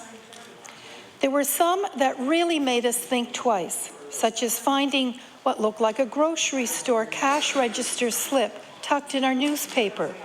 Who could resist the temptation to see what others were buying? When you examined the paper, it was actually an itemized list of the cost of workplace injuries. I'd like to share a story that happened earlier this year. Our Director of Investigations and his wife passed a construction site while they were shopping, and he noticed some of the roofers were not wearing their fall restraint harnesses properly. He called them down to the ground, wrote up some orders, and compelled them to attend a training session at the department. Unbeknownst to the roofers, he contacted Threads of Life, a national non-government agency that supports families touched by workplace tragedy. Threads of Life runs a speakers bureau, and they arranged for a mother to come to the training session and speak to the roofers. Her son, also a roofer, was killed on the job a few years ago. It was an experience which brought tears to most eyes, and by the end of the session, the roofers got it. They also got a fine. These fines were imposed as administrative penalties, which we introduced in January of last year. Administrative penalties can be issued to employers and employees, reinforcing that each has a role to play in workplace safety. Penalties increase as one's responsibility in a workplace increases. So, for example, an employer would receive a larger penalty for the same offense than a supervisor or a self-employed worker. The supervisor or self-employed worker would receive a larger penalty than an employee. Penalties increase for repeat offenses. If an inspector writes an order during the course of an inspection or investigation, that order is reviewed. The review also considers the individual's past health and safety record. Have they been convicted of an occupational health and safety offense or received an earlier penalty? And their level of responsibility and influence in the workplace. During their first year of use, we reviewed 4,391 orders and issued 1,169 administrative penalties. About 26% of the orders resulted in an administrative penalty. The monetary value of these administrative penalties is $702,223.17. Unfortunately, money is sometimes the strongest motivator for change. We drive differently or less because it costs more to fill our gas tanks. With that in mind, and as we continue our education and prevention efforts, we believe it is time to increase our occupational health and safety fines. The province of Nova Scotia last changed its fine limits in 1996, upping the maximum fine to $250,000. The maximum fine imposed by the provincial courts to date has been $125,000. Currently, all Atlantic provinces have the same fine structure as Nova Scotia. Across Canada, maximum fines range from a low of $15,000 in Quebec, where they use graduated fines, to $1 million under the Canada Labour Code and in Alberta. The highest fine in Canada is in British Columbia for a second offence, and it is $1,238,000. Some provinces add jail time as a potential penalty. In Nova Scotia, one can serve up to 2 years in prison for violating the Occupational Health and Safety Act. To date, no one has been incarcerated for breaking the Occupational Health and Safety Act.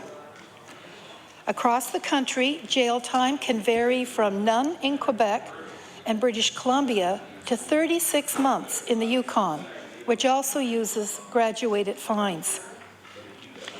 Last fall, in an interview with the CBC that touched on fines, Norma Lee MacLeod asked a question that I found very difficult. Essentially, is a Nova Scotia life worth less than those in other jurisdictions? Absolutely not. Every life is a gift and every death is a loss. No one is worth more than another.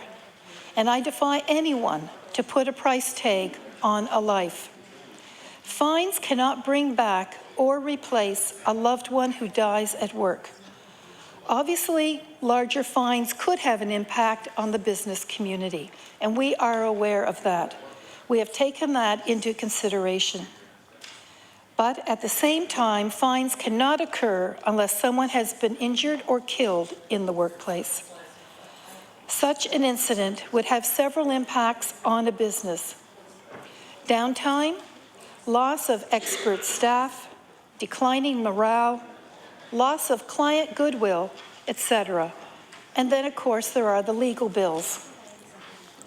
An investment in safety pays greater dividends, I believe, than all the potential costs associated with a serious workplace injury. And increasing fines will only make that more true. Leading up to this bill, our department consulted with the Occupational Health and Safety Advisory Council, a group of men and women equally representing employers and employees, which advises on health and safety matters. The Council advised that we take the following action. 1, to establish a progressive fine system with a $250,000 maximum fine for a first offence and a $500,000 maximum fine for each subsequent offence. The maximum fine in all cases involving a fatality should be $500,000. Also, they recommended that we amend the Act so that creative sentencing options would not be included in calculating the maximum fine. A third recommendation, the Council agreed to work with the Department on a review of the creative sentencing policy to consider sentencing options that may benefit other players in the safety system. And finally, that all money received for a fine should be directed to a fund to support prevention initiatives. All of these recommendations were accepted, save for the last one. All monies received from occupational health and safety fines will go to general revenues, as this has been the past practice for many, many years. Money is allocated for educational programs through a trust fund called the Minister's Education Fund. The majority of education and prevention programs are funded through the Workers' Compensation Board premiums. Education and prevention programming is not dependent on fines. Bill 25 proposed that the fines remain at $250,000 for a first offence and increase to $500,000 for any additional offence that occurs within 5 years of the first offence. The maximum fine for any offence involving a workplace death, as I mentioned earlier, would be $500,000. And this would put us in line with other Canadian jurisdictions. Judges may continue to use creative sentencing in their decisions. Under creative sentencing, a judge can order a guilty party to contribute to an organization that supports injured workers or their families, or to perform community service intended to increase workplace health and safety. Penalties imposed under creative sentencing would be additional to the maximum fine under the proposed amendments. In previous prosecutions, the judges have made awards to the Minister's Education Fund, which are used to support groups such as the Threads of Life, the organization I mentioned earlier in my comments. Now, there are some who may suggest that increasing fines would put too much financial burden on employers. That line of thought does not take into account the financial impact of workplace injuries for employers. Finding replacement staff, training those workers, downtime while the machinery is out of service for inspection and repair, legal fees associated with the prosecutions and such. Nor does it take into account the psychological and emotional impact that a workplace injury has on a firm's other workers, its clients, and the community. Employers can avoid those costs and fines by maintaining a safe workplace. Employers can avoid lost wages, pain and suffering, or worse, by maintaining a safe workplace. Families would be spared the agony and heartache associated with seeing a loved one killed or incapacitated. I also heard a comment that the government should not be balancing the books on the backs of injured workers. Now, that comment surprised me on a few levels. Firstly, the injured party is not the party being fined. Charges are laid, and upon conviction, fines are imposed on the people and/or businesses who fail to live up to their responsibilities to establish and maintain a safe and healthy workplace. Secondly, it sounds to me as though someone believes we look forward to receiving revenue from occupational health and safety fines, and nothing could be further from the truth. Every member of our government would be pleased, no, we would be thrilled to see a decrease in revenue with regard to health and safety fines. By increasing fines for those who break our health and safety laws, we are sending a strong message that reaffirms our intent to reduce injuries, illnesses, and death at work. We believe this strongly enough to have one Crown prosecutor dedicated to regulatory offences, including occupational health and safety. For the past 5 years, this dedicated prosecutor has taken the lead in major occupational health and safety prosecutions and acted as a resource to other Crown attorneys handling less complex cases. Right now, we have 24 prosecutions in the courts. In some cases, these follow the death or deaths of people in the workplace, and in other cases, employees suffered severe injuries. Our department is often asked why we don't charge offenders under the Criminal Code of Canada. After all, the ability to do so came in response to a recommendation in the Westray Inquiry Report. Our response is pragmatic. The Criminal Code of Canada demands that we prove the offender acted with intent, that they willfully disregarded the law in order to save money, realize a greater profit, etc. Under the Occupational Health and Safety Act, we need to prove that the offence occurred rather than prove that the offender acted with intent. It is easier to get a conviction under the provincial law. I, for one, would prefer to see a conviction under the provincial law rather than a not guilty verdict on the federal statute. Mr. Speaker, the goal of these proposed changes to the Occupational Health and Safety Act fines, we believe, will renew awareness about everyone's need to take an active role in making our respective workplaces healthier and safer. It will complement administrative penalties, which are levied for lesser offences under the Act, offences which do not warrant court prosecution.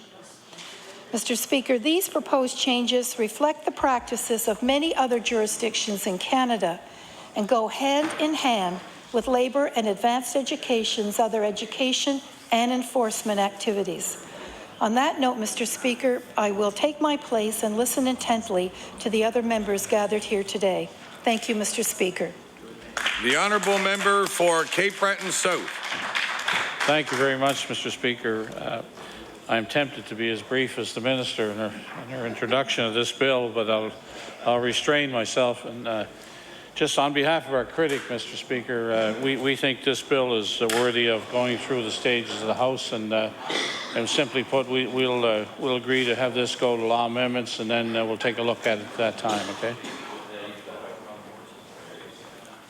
The honourable member for Hants West. Thank you, Mr. Speaker, and I'm glad to have just a couple of minutes as well to speak to this bill. And if I could hear myself here. Thank you, Mr. Speaker. This is an important topic, and I can tell you this past Sunday, I was here last week for the ceremony here in the House, but this past Sunday gone by afternoon, Barb Beck and her girls, Deanna and Nikki, who lost their father a number of years ago in a workplace accident, held the first annual Steps for Life walk. 180 people joined them at Smiley's Park. I was there myself, and they raised $9,000 to go toward families who have been affected by this, and who still to this day, over a number of years, have got no compensation. They struggle. As you can imagine, such an issue or an injury and of course, even worse, a death in the workplace, what it does to a family. It changes their lives forever. Some of these families are still battling workplaces and insurance companies and you name it for compensation. It creates not only a huge emotional scar and hardships, but certainly financial hardships. The minister talked at length about fines and whose jurisdiction it was, whether it's provincial or federal statutes. It doesn't matter. When a loved one has been lost and killed in a workplace accident, it doesn't matter whose statute it falls under. Those families are changed forever. And we have to remember that first and foremost, and it doesn't matter how much the fines are if you can't get them. There has to be something in place that is making it easier for families to access the required help that they need, whether it's financial, whether it's emotional, or whatever it might be. And they go through an awful lot, as we know, Mr. Speaker. So I look forward to hearing more on this bill and to see, again, through law amendments and back. And I know there'll be a lot more debate on it, but this is a big issue in Nova Scotia. We talked about the number of deaths. It's unbelievable that we have that many workplace deaths in this province today. Education and awareness are the two key factors here. We have to continue to do that. There's responsibility on everyone's part as well. Most people want to stand up and say it's all government's fault. We know that it isn't. We know that governments have a role to play. We know that the workplace has a role to play, both the employer and the employee.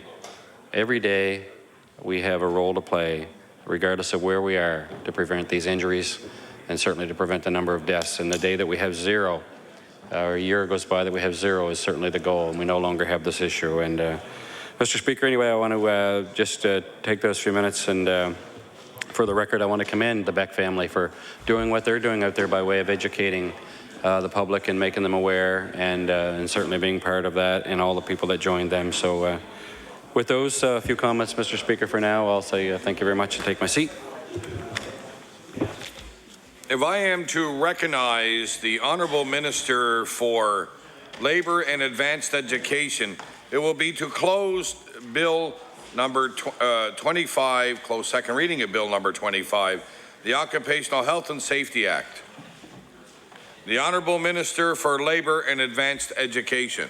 Thank you, Mr. Speaker. I thank the honourable members for their comments and their support in moving this bill along to law amendments, and I would like to close debate on Bill number 25. Thank you. The question is for second reading of Bill number 25, Occupational Health and Safety Act. Is the House ready for the question? All those in favour say aye. All those opposed say nay. Carried. Bill number 25, an act to amend Chapter 7 of the Acts of 1996, the Occupational Health and Safety Act. Order that this bill be referred to the Committee on Law Amendments. I will now recognize the Deputy Government House Leader.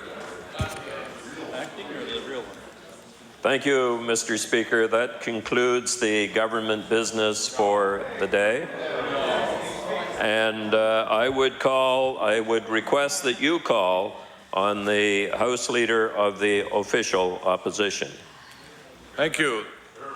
The House Leader of the official opposition. Thank you very much, Mr. Speaker. Tomorrow the House will meet between the hours of 2 p.m. and 6 p.m. and following the daily routine and question period, we intend to call resolution number 930 and resolution number 944. I move that this House do now adjourn until 2 p.m. tomorrow. The motion for adjournment has been made. All those in favor say aye. Aye. All those against say nay. Motion is carried. Before I go to the hour of interruption, it was brought to my attention by my staff that they noticed a page that was included in a petition yesterday by the member for Richmond on behalf of the member for Clare was photocopied, which is not permitted under our practices. I have directed that the one page be removed from the petition, but the rest of the petition remains tabled. So now we have reached the honourable member for. We've reached the hour of late debate, and the subject as determined earlier in the day. Therefore, be it resolved that the NDP government oppose any proposed power rate increases, freeze the demand side management charge on energy bills, and instruct the Utility and Review Board to conduct a performance audit on Nova Scotia Power. The honourable member for Dartmouth East. Thank you very much, Mr. Speaker. And I would like to thank the member for Richmond for submitting the topic for today's late debate. This is, I think, an important issue for people across Nova Scotia, and certainly this seems to be an appropriate day to be discussing this on the day that Emera has announced a 6.4% increase over quarter one earnings for 2011 over 2010. So here we are discussing, and I might add that of the $82.8 million in earnings they reported this morning, 63.6 comes from their Nova Scotia Power operations. So that's, you know, that makes today's debate that much more timely in terms of power rates. And Mr. Speaker, you know, I took some time to go back and look from 1983 through to January 1st, 2011, and see what's happened to power rates over that time. Now, obviously, we can expect there's always going to be some inflation, right? I mean, we understand that. The base charge, and here's where we get to the crux of the matter. The base charge on every bill in 1986 or 1983 was $6.64. It's now $10.83. But it's been $10.83 since 2002. And the reason Nova Scotia Power has not gone back to the board to request an increase on that side is because that would allow Nova Scotia, it would allow the government, it would allow the opposition, it would allow interveners to look at the actual operational costs of Nova Scotia Power. And so instead, what happened a number of years ago is Nova Scotia Power was able to split their rate increase applications into a number of areas. So they have the base rate, they have the energy cost, and then they have automatic adjustments for the cost of fuel. And underestimation and overestimation over time. And that's where we get to the crux of the matter, because at the hearings that go on now, Nova Scotia Power goes forward, and what they apply for is they apply for fuel rate increases. Well, of course, the Utility and Review Board under provincial legislation can only consider whether the cost of fuel has gone up or not. And of course, if it has, then they are granted that increase. There is no ability anymore at a fuel rate hearing to go back and look at the total operational costs of Nova Scotia Power. And that's why we have proposed the idea of the government ordering a performance audit on Nova Scotia Power. Now, are they a private company? Of course they are, but they are also a monopoly. They are a regulated company under the laws of this province, and there are other companies and institutions that are private and separate from government that have had audits ordered on them over the past number of years, and it's no different that this would be the case here because it's something that's in the public interest. It should be proven before Nova Scotia Power is granted any kind of rate increase that they have achieved all operational efficiencies elsewhere. The government has already asked and demanded the same thing be done of the school boards. And so why is Nova Scotia Power being held to a lesser standard than the school boards? And that's something we need to be very concerned about. Indeed, it was the member for Halifax Fairview who said when he was in opposition that, quote, it's hard for Nova Scotians to accept, I think, that their power rates are set by a few big players in the system. And in that, he went on further to talk about the issue that it was the interveners for the large companies that appear at the hearings in the review board. Now, Mr. Speaker, I have the utmost faith in the work of the review board, but they can only do their work under the guidelines set forward by the Department of Energy and by the government. They are limited by the bounds of the rules they are given by government. They don't get to go and just look at anything, which is why government has a role in this. And so government has a role to say, we are going to audit and make sure that Nova Scotians are getting the very best value for their money. Recently, we also heard that as part of their upcoming hearings that Nova Scotia Power may also be seeking an increase on their return on equity.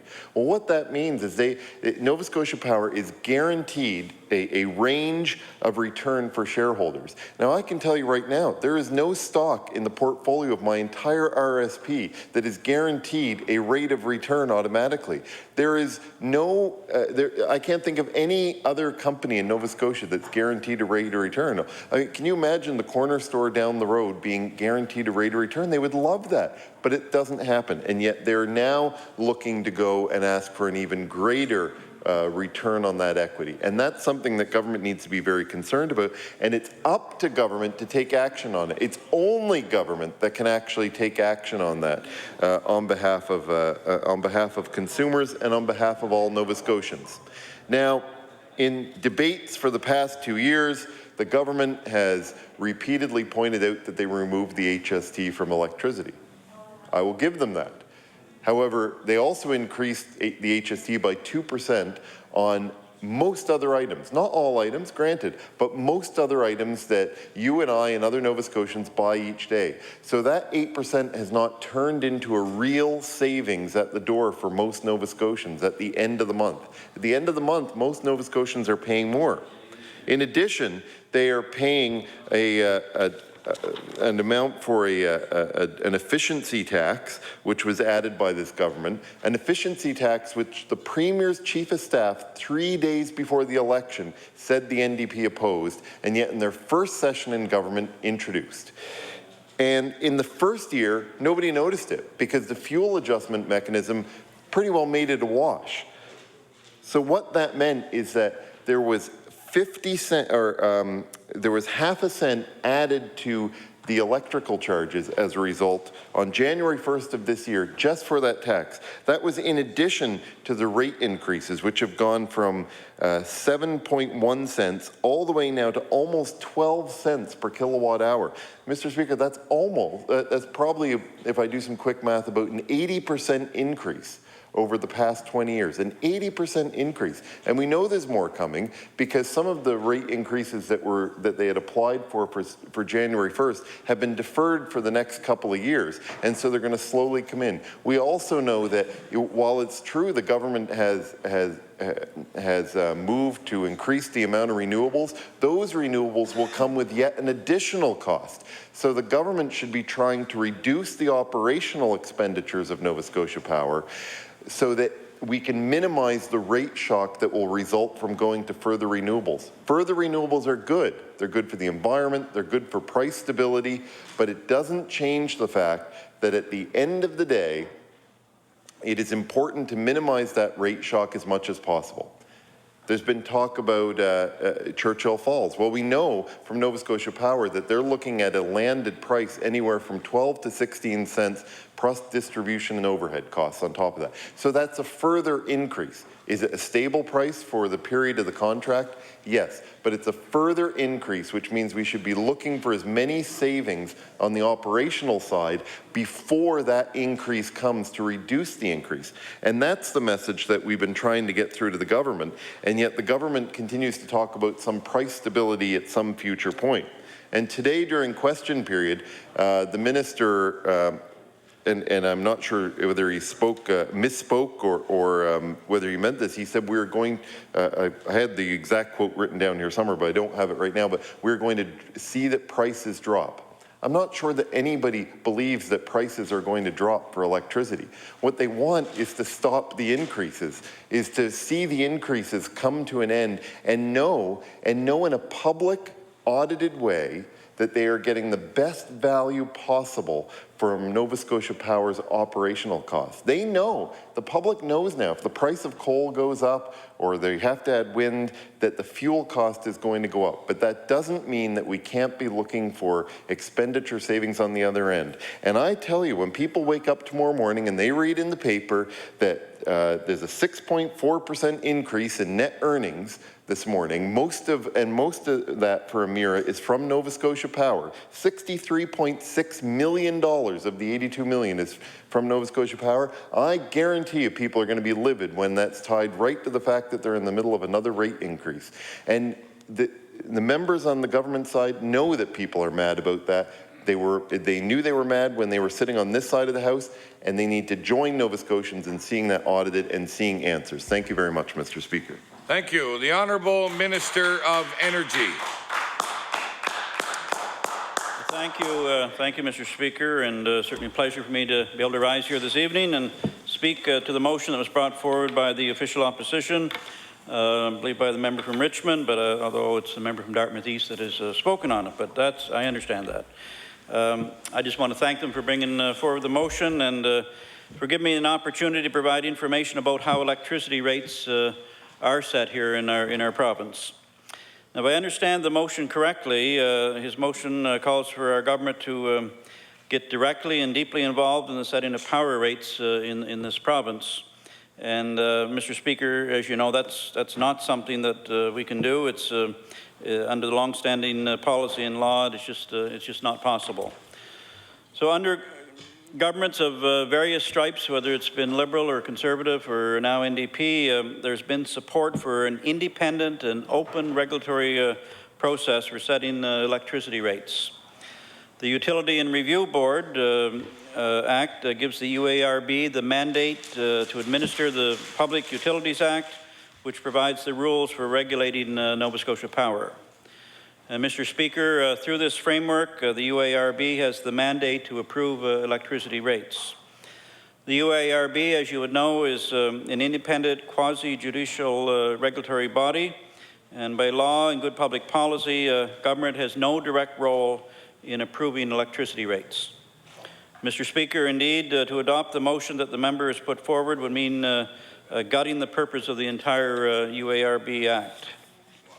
It also means overturning a critical part of the mandate of the UARB. Having said that, our government knows that electricity is a basic necessity of life and that we are very concerned about the effect proposed rate increases could have on Nova Scotia families. And that's why we're working hard on initiatives that will help to stabilize electricity rates in our province. It's also why we removed the provincial portion of the HST off of home electricity.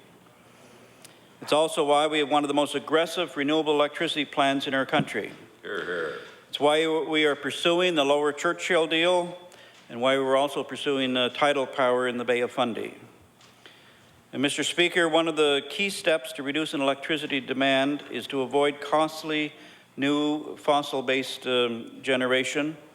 And that's why we've allowed demand-side management charges as approved by the UARB. Now, the demand-side management charge, which is on electricity bills, is used to fund the delivery of electricity conservation programs by Efficiency Nova Scotia Corporation. And this typically amounts to approximately $1 to $3 on your monthly electricity bill. And for the average consumer, that's a good investment in the future cost of electricity in this province. As you would know, Mr. Speaker, Efficiency Nova Scotia is an independent of government. It's independent of Nova Scotia Power, and it works to develop programs that will help Nova Scotia businesses and individuals reduce their energy consumption and improve their energy efficiency. Efforts are particularly focused on large users of electricity and also on low-income Nova Scotia families who can least afford to pay for it. And you know, Mr. Speaker, that is working. Between 2007 and 2010, demand has decreased by approximately 4% here in our province. As well, Mr. Speaker, there are people in Nova Scotia who are paying less for electricity than they were 10 years ago because of energy conservation programs and measures that they've undertaken at home. Mr. Speaker, we are taking actions to ensure electricity rates remain stable, and we are lowering greenhouse gas and mercury emissions as well. So we are undertaking an energy transformation in this province, and we want to stop relying on costly, uncertain supplies of imported coal to generate our electricity. And you know, we have some very good alternatives. We have a wealth of natural resources in this province, from our water, from our air, and from our lands. In just a few